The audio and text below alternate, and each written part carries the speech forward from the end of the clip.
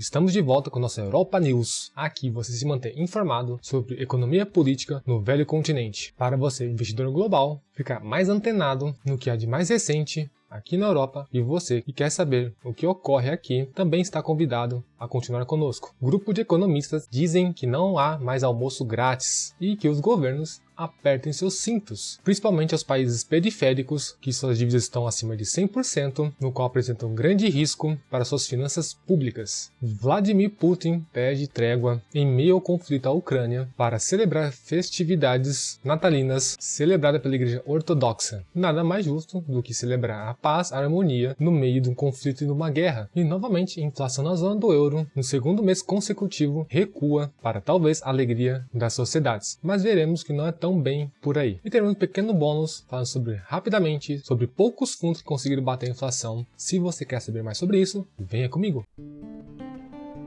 Sejam todos bem-vindos ao Investimentos na Europa. Meu nome é Alex Gonçalves. Aqui nós falamos sobre economia, mercado, empreendedores e investimentos. Se não é inscrito, inscreva-se, curta para fortalecer a nossa comunidade. Antes de tudo, quero agradecer a você que acompanha a Europa News por estar conosco, fortalecer nossa comunidade e apreciar nosso trabalho e assim nos dar incentivo para continuarmos esse trabalho. Grupo de economistas do Banco Central Europeu dizem o óbvio, mas o almoço grátis no qual eles se referem não é como nós, investidores e cidadãos comuns, pensamos. Não há almoço grátis. Economistas do Banco Central Europeu pedem a governos para apertarem um cinto. Aqui eles vão colocar a sua percepção sobre o almoço grátis pela perspectiva do Banco Central Europeu e o seu alerta para os países periféricos que nós vamos ver agora. Numa altura em que os rastros da dívida pública sobre o PIB de alguns países da zona do euro, como Portugal, Espanha, França e Itália, se mantêm superiores a 100%. Apesar do fim da era do dinheiro barato e da subida dos juros, os economistas do Banco Central Europeu deixam um alarme com humor histórico aos governos da zona do euro. O almoço grátis acabou. Aqui eles evidenciam que o almoço grátis para eles é juros baixo, logo dinheiro barato, principalmente para os Estados membros, no qual se beneficiaram muito ao longo desses 10 anos de juros baixos, que na verdade eram negativos. E não veem como nós, que não existe almoço grátis, porque tudo há um custo e um financiamento, principalmente por parte da população, e o custo maior para quem é pobre. E você sabe muito bem disso e sente na pele todo santo dia. E um pequeno detalhe você pode observar, para quem já acompanha o canal, que eles mencionam os países que estão mais endividados, como Portugal, Espanha, França e Itália. E você, investidor, tem que ficar em alerta, porque esses países endividados podem ser países não tão recomendáveis para investir, porque por mais que você faça o raciocínio que é a dívida do governo e ela sempre será quitada, lembre-se que quem financia o governo são seus cidadãos, e para o governo conseguir resolver o problema de financiamento das suas dívidas, tem alguns meios. Ou ele faz um plano de austeridade e economiza dinheiro no qual ele já tem um fluxo, ou ele onera e cobra mais impostos dos seus cidadãos, tanto empresa como um cidadão comum. E é mais provável que o Estado sempre cobre mais, porque ele é o benfeitor e o agente necessário para desenvolver e alavancar a economia e o bem-estar de toda a sociedade. E isso pode acarretar, além da cobrança de impostos, tirar riqueza da sociedade, atrapalhar investimentos, atrapalhar empresas, produção, consumo, no qual o país que, entre esses, você pode escolher investir e atrapalhar suas rentabilidades e rendimentos do seu investimento. E eles fizeram um texto publicado no blog do Banco Central Europeu, que está linkado à reportagem, você pode verificar depois. Todos os links estão na descrição, intitulado A Política Orçamental do Almoço Grátis ao Almoço Acessível. E eles julgam que agora o almoço é acessível, não mais grátis. E continua. Defende que é autor dos executivos reduzirem a carga da dívida nas contas públicas, já que o financiamento se torna mais oneroso. Aqui estão evidenciando o óbvio, como a taxa de juros, a dívida fica mais cara, e para os estados, membros da zona do euro, tomarem cuidado com seus orçamentos e suas dívidas, para não entrar em colapso e aprofundar ainda mais o problema econômico. Reafirmo o óbvio que eu já venho falando em vários Europa News que você deve estar cansado de ouvir, que é, desde julho, o Banco Central Europeu tem aumentado a taxa de juros diretoras, um movimento que não acontecia há mais de 10 anos e, atualmente, já nenhuma das taxas está em terreno negativo. E vocês veem que a manipulação artificial da taxa de juros pelo Banco Central Europeu negativa chegou ao seu fim e agora está no terreno positivo, causando todos os problemas, esse caos que temos hoje. E vocês podem ver que por meio dessa manipulação, como já vem falando, cria ciclos econômicos e todos os agentes econômicos que sofrem as consequências dessas decisões políticas. E aqui eles põem um ponto do investidor, que é, além disso, os investidores também reduziram o apetite por ativos de maior risco, para paralelamente, prestam mais atenção à sustentabilidade da dívida pública, especialmente em países com grande volume de dívida. Como falamos, países com dívida acima de 100% do seu PIB tornam países de riscos, tanto para a dívida, tanto para as empresas que estão inseridas nesse ambiente, e percebendo que há um afastamento dos investidores em relação a esses países. Lembrando, e como eu falei no vídeo passado, o que esperar de 2023 na Europa, quando passei pelo índice Eurostock 50, você viu que os países que têm grande peso nesse índice é a Espanha, França e Itália.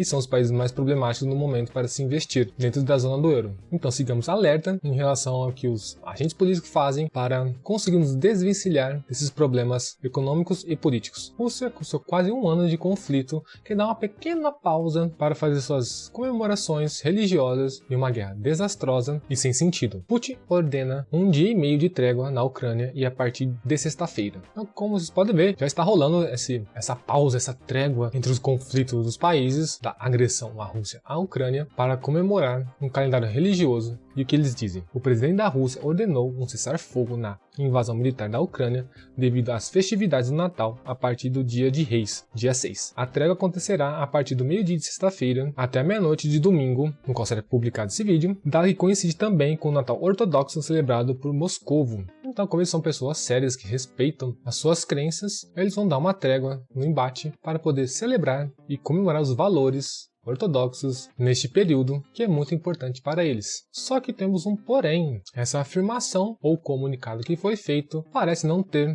evidências ou base para se sustentar. Tréguas de Putin não se confirmam. Por um lado, o que a Rússia diz? O exército russo diz estar a respeitar a trégua temporária e que apenas responde aos ataques ucranianos. Então, de um lado, se defendem de que estão só reagindo aos ataques ucranianos e pretendem manter a trégua e dizem respeitar esse período, mas o presidente russo anunciou uma pausa de 36 horas na ofensiva por ocasião do Natal ortodoxo, mas a notícia foi classificada por Kiev como uma estratagema para permitir às forças russas de recuperar e se reagrupar. Já do lado ucraniano, também eles dizem que houve um bombardeio e ataque por parte dos russos, mas acredito que é somente uma tática para poder reagrupar e reabastecer o seu exército para continuar os ataques e a agressão à Ucrânia. E podemos perceber que isso ainda continuará por um longo tempo, como visto no vídeo passado, sobre o que espera de 2023. Não há nada no horizonte que indique que isso acabará de forma pacífica ou rapidamente, infelizmente. Tentam trazer boas notícias à zona do euro sobre queda da inflação neste mês de dezembro, para ver se alivia e acalma os agentes econômicos e criar uma perspectiva de segurança e de um futuro mais estável. A inflação na zona do euro abranda para 9,2% em dezembro, e é o segundo recuo consecutivo. E eles vão ressaltar essa queda que aconteceu no final do ano de 2022, dizendo: a inflação na zona do euro abrandou pela segunda vez consecutiva em dezembro, atingindo uma variação comparativa homóloga de 9,2%, segundo a estimativa do Eurostat, divulgado nesta sexta-feira, compara com os 10,1% de inflação registrado no conjunto de países da moeda única no mês anterior. Aqui é só para reafirmar que houve uma queda de quase 1% entre um mês e outro, e talvez tentando ressaltar implicitamente que as políticas do Banco Central Europeu, junto com os governos dos Estados-membros, está resultando em algo positivo e que provavelmente não é. Sinceramente, é somente os agentes econômicos se adequando à nova realidade, com menos investimento, alocação de recursos escassos de modo mais inteligente, menor consumo, e isso naturalmente vai diminuir. E eles levantaram um ponto que impactou de fato na inflação. A contribuir para esse novo abrandamento da inflação, o alívio nos preços de energia, cuja subida homóloga, que é comparativa, passou de 34,9% em novembro para 25,7% em dezembro. E alguns outros, mas o que mais pesou aqui foi a queda do preço do gás e a produção de energia, até que é falado, por este inverno não estar tão frio, espera-se que o consumo de energia seja menor e de gás também, sendo assim que os reservatórios continuem altos e não haja perigo de desabastecimento de gás para a Europa e ela possa passar tranquilamente ou numa situação menos pior por este inverno. E também os contratos futuros de gás natural já refletiram essa perspectiva do abaixo no contrato do consumo de megawatts. E isso causou de tal maneira um impacto significativo na diminuição da inflação, porque a energia é um insumo básico para a economia funcionar e se desenvolver. E aqui para trazer um bônus rapidamente para vocês de que alguns fundos portugueses conseguiram desempenho em 2022 para os seus investidores. Em mais de 200 fundos no país, só 2 bateram a inflação. Então, entre 200, só 2 fundos conseguiram superar a inflação, que é um fundo que investe no Brasil e um outro fundo que investe em energia. Do restante dos outros 198 fundos tiveram uma performance abaixo da inflação e provavelmente seus investidores não devem estar muito contentes, mas é algo que temos que ponderar que não é tão fácil de você conseguir predizer com as informações que nós temos e uma instabilidade econômica muito forte. E eu quero trazer aqui para vocês o ponto que, por mais que, como no caso dos fundos, tenham pessoas experientes, com grau de conhecimento elevado, informações, ferramentas, equipe de analistas, entre tantas outras coisas, mesmo assim, são sujeitas variáveis do mundo, no qual muito não é controlado, e este meio precisa muito de um bom raciocínio, e eu vou trazer para vocês um conteúdo sobre decisão, raciocínio e influência que nós temos dentro do nosso processo cognitivo, no qual implica na tomada de decisão e que pode fazer toda a diferença tanto para uma decisão assertiva ou equivocada. E mesmo esses agentes, como eu acabei de comentar, estão suscetíveis a esses eventos, então não coloquem esses agentes, essas pessoas, como sendo pessoas inalcançáveis ou superior a você, investidor global, que se você conseguir racionalizar, usar as ferramentas adequadas e corretas, você consegue tomar uma decisão melhor e pode trazer bons resultados ao seu portfólio. E para você que chegou até aqui, meu muito obrigado a você por estar conosco, por nos acompanhar. Não se esqueça de se inscrever e curtir. A nossa comunidade continua a crescer. Convido você a participar, a contribuir com sugestões aqui nos comentários e nós vamos continuar a dominar o mundo.